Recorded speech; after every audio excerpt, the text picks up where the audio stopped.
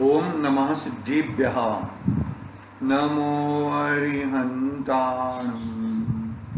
नमो सिद्धाणं। नमो आयर्याणं।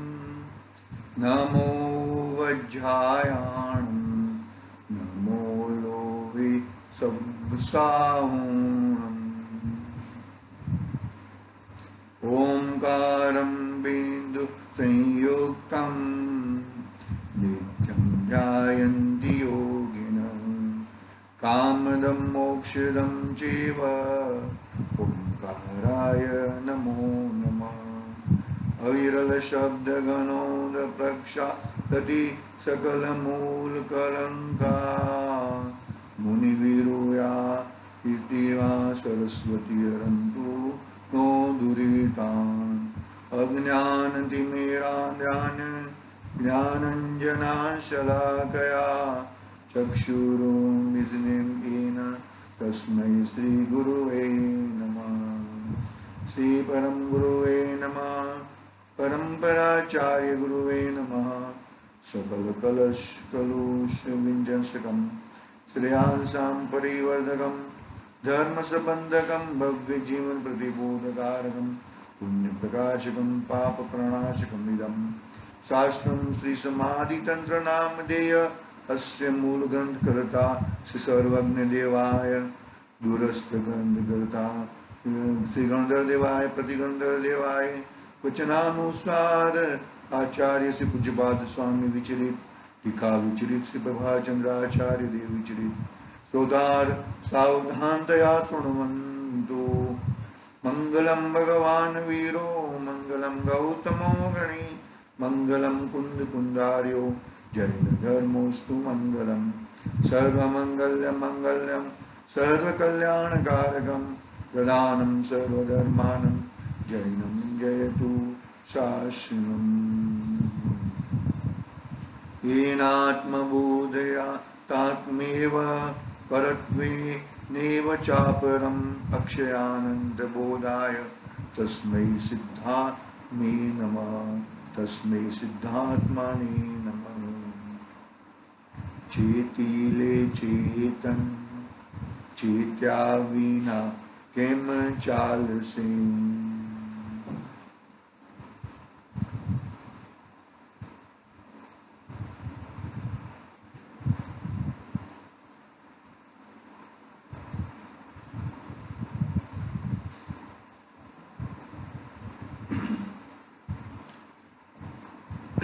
समाधि तंत्र या समाधि शतक एक ही नाम है।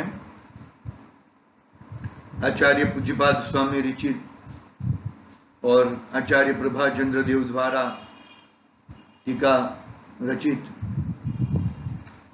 अपने सामने समाधि तंत्र विराजमान है। गाथा 2 की बात चल रही है। अरिहंत परमात्मा की बात कही, अरिहंत परमात्मा को नमस्कार किया।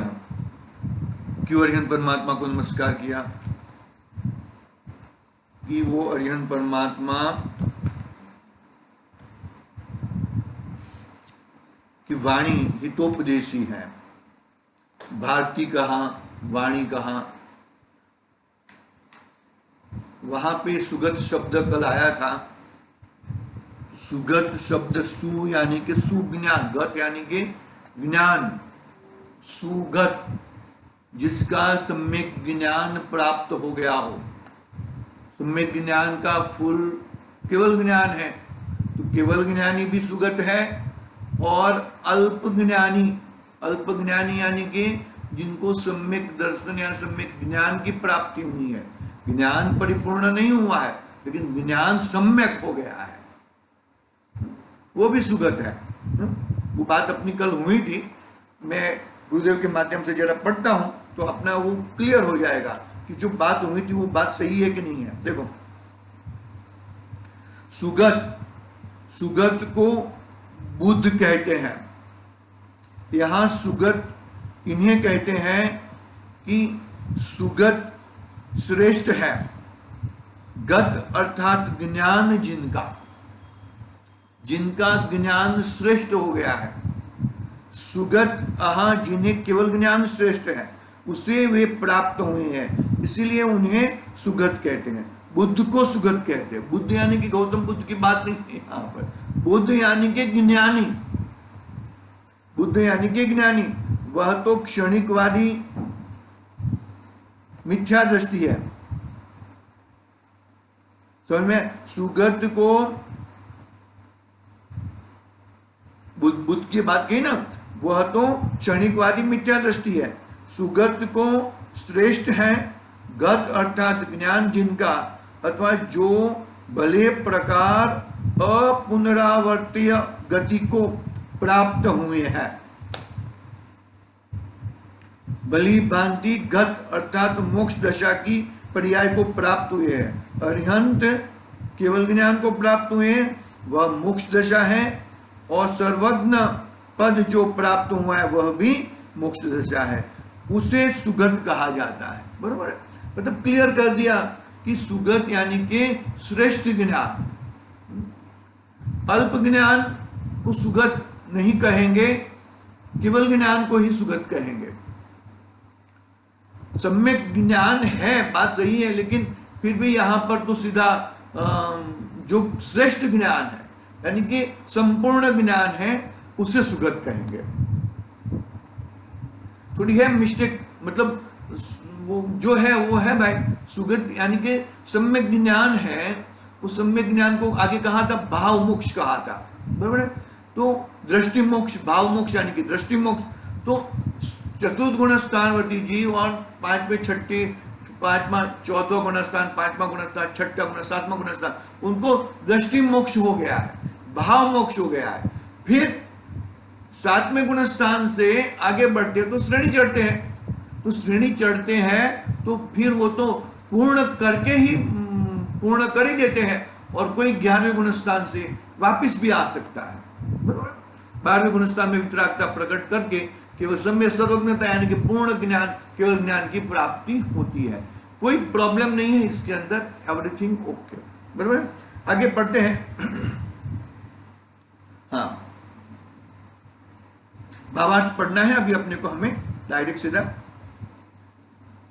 जो तीर्थंकर हैं, शिव हैं, विधाता हैं, सुगत हैं, विष्णु हैं तथा समस्तरण आदि वैभव से सहित है, और भव्य जीवों को कल्याण रूप जिनकी दिव्य वाणी, दिव्य ध्वनि मुख से नहीं किंतु सर्वांग से इच्छा बिना ही खिरती है और जयवंत वर्तती है। कितने नाम दे दिए?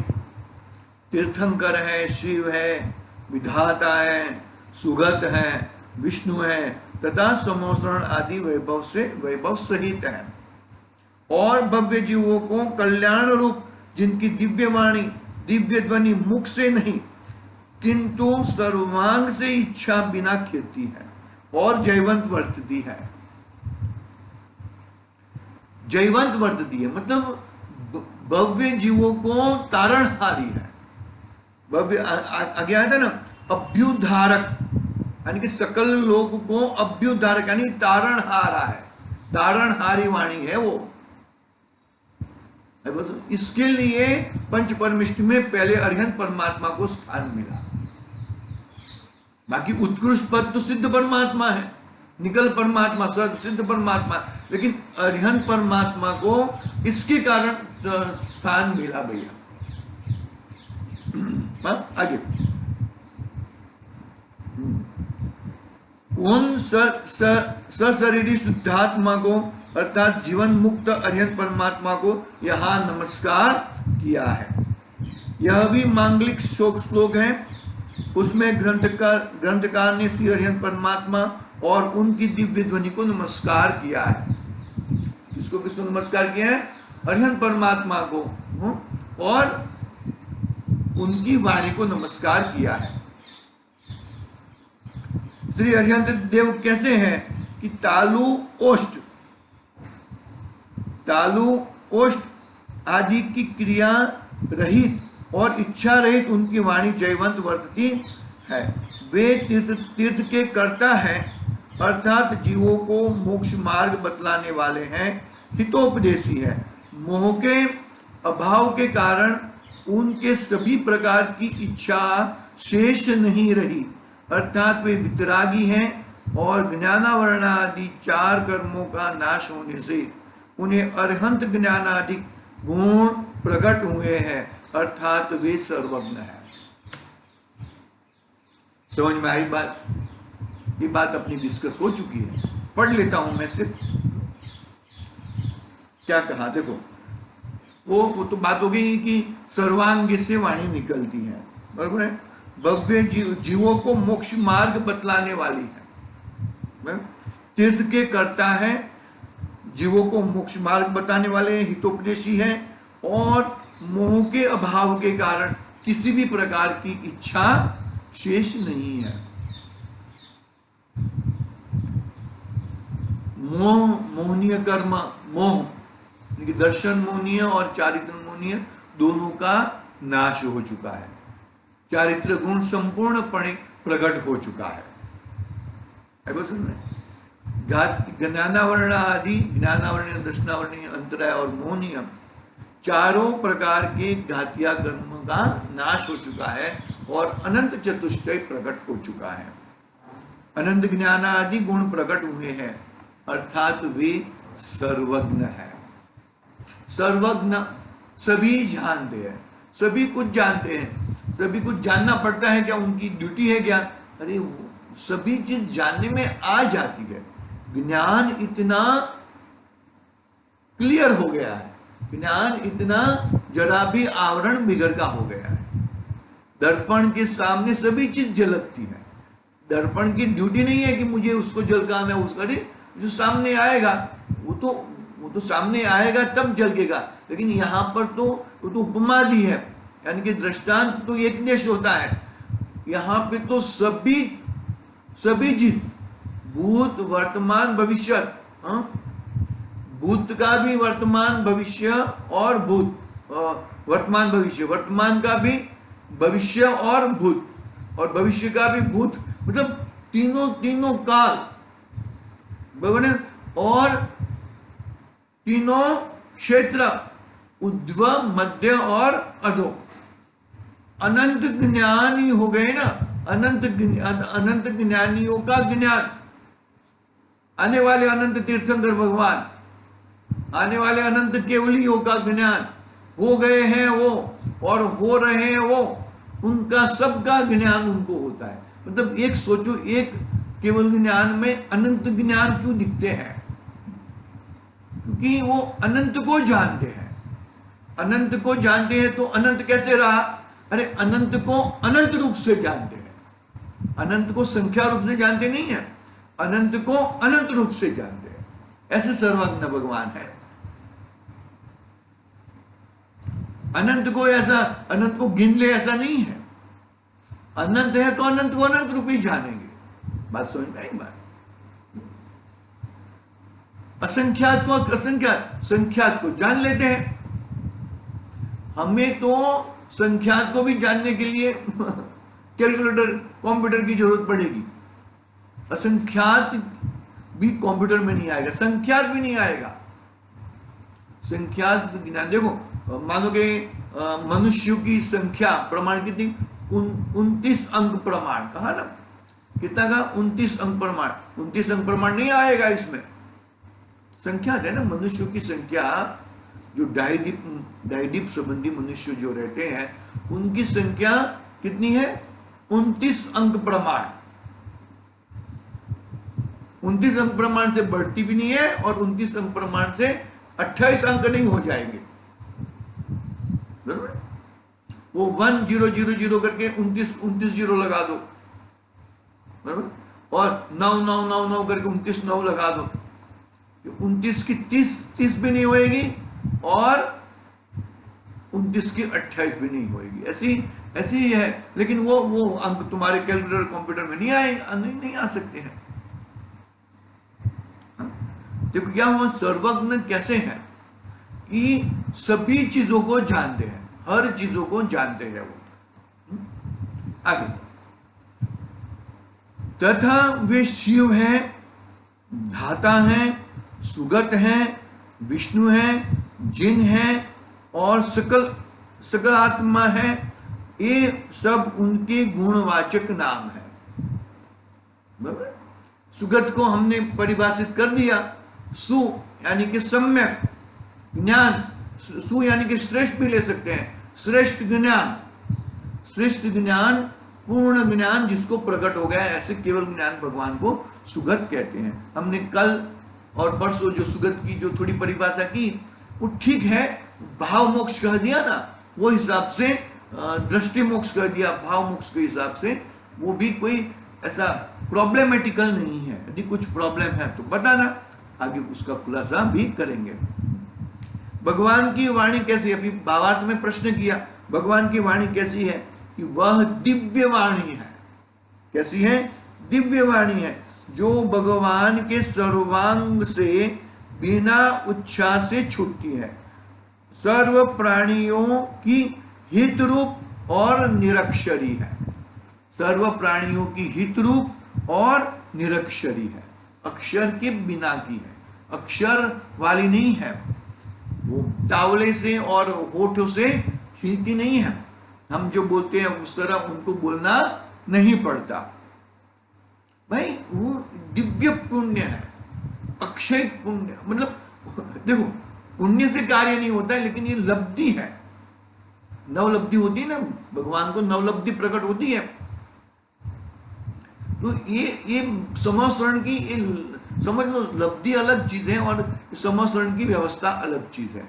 लेकिन वो भगवान को ऐसे मान लो कि दो पैर से चलना नहीं पड़ता है, वो अतिशय है, वो सब अतिशय है। 48 गुण जो कहे, इसमें 4 आत्मिक गुण है, अनंत दर्शन, अनंत ज्ञान, अनंत सुख और अनंत वीर्य, वो आत्मिक गुण है, वो आत्मा से प्रकट होते हैं। और बाकी सब जो है 10 जन्म के, 14 केवल ज्ञान के, वो जो भी है वो जो 44 गुण, तो वो पुण्य के अधीन होते हैं, पुण्य के प्रताप से होते हैं। बराबर।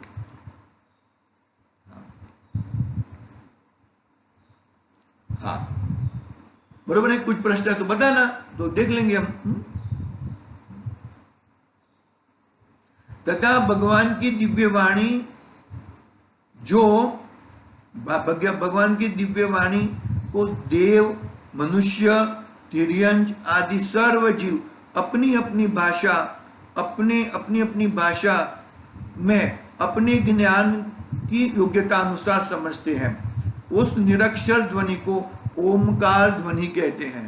श्रोताओं के कर्ण प्रदेश तक वह ध्वनि न पहुंचे, वहां तक वह अनक्षर ही है, और जब श्रोताओं के कर्ण में प्राप्त होती है, पहुंचती है, तब अक्षर रूप होती है। इतनी जबरदस्त गोमटसार जीवकांड का यहाँ पे कोटेशन दिया है। भावार्थ गुलाबचंद साहब ने लिखा है, बरोबर है, गुलाबचंद गांधी साहब ने, जो सोना वाले थे। तो क्या हुआ, वहां से छूटती है वाणी, यहाँ पे कर्ण तक आए तब तक निरक्षरी रहती है, अक्षर नहीं रहते हैं, और कर्ण में आई, कर्ण तक आई तो अक्षर रूप हो जाती है।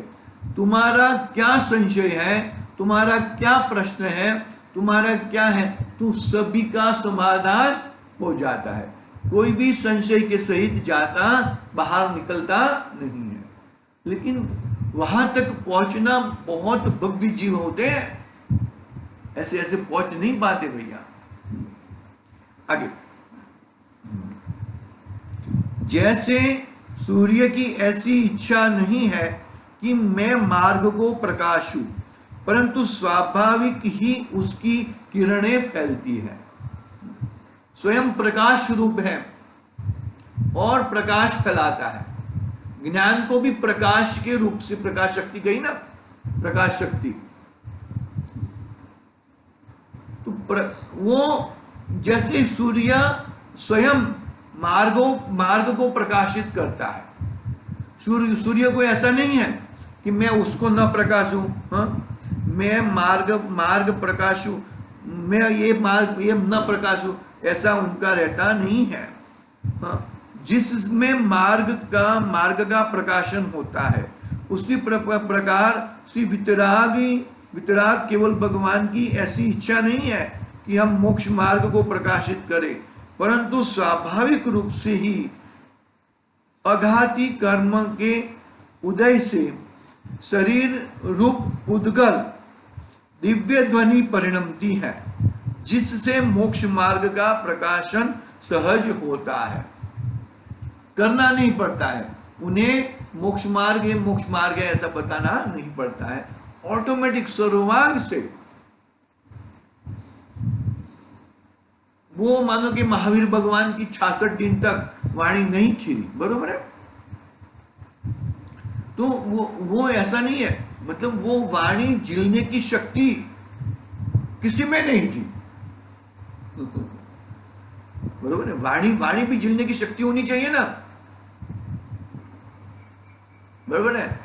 मानो कि वो क्रिकेटर सिक्सर मारता है तो ऐसे चौका मारता है या ग्राउंड के पैरेलल मारता है तो सबको कैच करने की शक्ति है, लेकिन सीधा छक्का मारता है, बाउंड्री के बाहर फेंकता है, तो किसी में क्या है, किसी में शक्ति नहीं है वो उसको पकड़ने की। देखो, तो ठीक उसी तरह जब तक गंधर्व देव नहीं थे तब तक उसको झेलने की शक्ति नहीं है। उदाहरण रूप समझना, झेलने की शक्ति नहीं है वो, मतलब उसको भाई वो है, वो अपवाद रूप है। ऐसा बहुत ये हुंडा उत्तराखंड कार्ड में जो नहीं होना हो वैसा बहुत सारी चीजें हो सकती हैं। जैसे कि हम प्रथम तीर्थंकर भगवान को 2 पुत्रियां हुई, ब्राह्मणी और सुंदरी, बरोबर है। तो वो हुंडा उत्तराखंड कार्ड का है। अभी मानोगे ये पंचम काल में भी जैन धर्म ही वर्तना चाहिए, लेकिन नहीं वर्तता। पहले स्तरों में ही महावीर भगवान की जीवनी मारीच ने 363 पाखंड मत प्रारंभ किए। मतलब ये हुंडा सर्टिफिकेट काल का ये थोड़ा है, बहुत सारी चीज ऐसी हम देखने में आती है, बाकी ऐसा होता नहीं है। बाकी सर्वत्र पंचम काल में भी जैन धर्म ही वर्तता है। जैन धर्म की विच्छुद्धता, जिनवाणियों को जलाना, ये सब बहुत नहीं दिखने में आता। कोई जैन धर्म के अभी विरोधी हो गए ना बहुत सारे, वो है ऐसे, ठीक है, मतलब वो झिलने वाले आए तब जाके ओमकार ओम ध्वनि शुरू हो गई। भगवान की दिव्य ध्वनि द्रव्य श्रुत वचन रूप है, वह सरस्वती की मूर्ति है, क्योंकि वचनों द्वारा अनंत धर्मात्मक आत्मद्रव्य को वह परोक्ष बताती है। में वह परोक्ष बताती है। केवल ज्ञान अनंत धर्म सहित आत्म तत्व को प्रत्यक्ष देखता है, अतः वह भी सरस्वती की मूर्ति है। इस प्रकार सर्व पदार्थों के तत्व को बतलाने वाली ज्ञान रूप और वचन रूप अनेकांतमय सरस्वती की मूर्ति है। सरस्वती की वाणी भारती, शारदा, वाग्देवी इत्यादि बहुत नाम है। सोमेश्वर कलश अनंत धर्मस्थ है ना, वो कलश है, दूसरा कलश का भावार्थ यहाँ पे लिखा है। अमरचंद्राचार्य देव को याद किया है। मतलब इतना है भैया, ये वाणी देखो, आजकल में वाणी से ही बहुत गड़बड़ होती है, वाणी से ही दुश्मनी बढ़ती है और वाणी से ही सुलझती है, बरोबर है। ये युद्ध होते हैं, वो सब निकल जाते हैं, सिर्फ वाणी के कारण होते हैं भैया। राग तो है ही, राग और द्वेष के बिगड़ तो ये सब होता नहीं है। अकेली वाणी क्या करेगी? राग द्वेष के साथ में ही होता है, लेकिन वाणी में इतनी ताकत है, ऐसा कहने का भावार्थ ऐसा है। वाणी के निमित्त से भी ये सब होता है, राग द्वेष आदि पैदा होते हैं। तो जड़ के स्वरूप जड़, वाणी जड़ कही ना, तो ये जड़ होने के बावजूद भी इतनी जबरदस्त, आगे प्रश्न किया था कि वाणी को तो, अरे वाणी जड़ है लेकिन मेरी हितोपदेशी है, मेरा न्याय को पकड़ाने में निमित्त रूप है वो। है वो समझ में आई थी, आगे बात हम गुरुदेव के माध्यम से पढ़ी थी। इस तरह अपनी दूसरी गाथा आज पूरी होती है। इस तरह सकल परमात्मा को नमस्कार कर। देखो क्या है, निष्कल से अन्य रूप आत्मा को, निष्कल नहीं, ऐसे सकल आत्मा को, निष्कल से अन्य रूप, यानी कि जो निष्कल यानी कि निकल आत्मा, यानी कि सिद्धात्मा, सिद्ध भगवान से अन्य रूप जो अरिहंत परमात्मा है, यानी कि सकल परमात्मा है, उनको नमस्कार करके आप क्या करोगे? आगे की गाथा की उत्थानिका बताना चाहते हैं। ये सब बता के आप क्या करना चाहते हैं, उसकी बात अगली तीसरी गाथा में कल प्रारंभ करेंगे। आज बहुत ही मतलब इतनी महिमा आती है अरिहंत भगवान की, और इतनी महिमा आगे अपनी आत्मा की महिमा आनी चाहिए। अरिहंत परमात्मा ने मेरा विनायक मुझे दिखा दिया है, जिनवाणी में बता दिया और जिनवाणी ने मुझे बता दिया। तो साक्षात ये अरिहंत भगवान की वाणी हम पढ़ते हैं ना, आगे का फर्स्ट जो पढ़ते हैं वो वही तो है। मूल ग्रंथकर्ता तो तीर्थंकर देव ही है। ठीक इसी तरह अपनी फर्स्ट दूसरी 2 गाथाएं पूरी हुई हैं, तीसरी गाथा की बात अलग कल करेंगे। आज के लिए ओम नमः सिद्धे निज निधि निज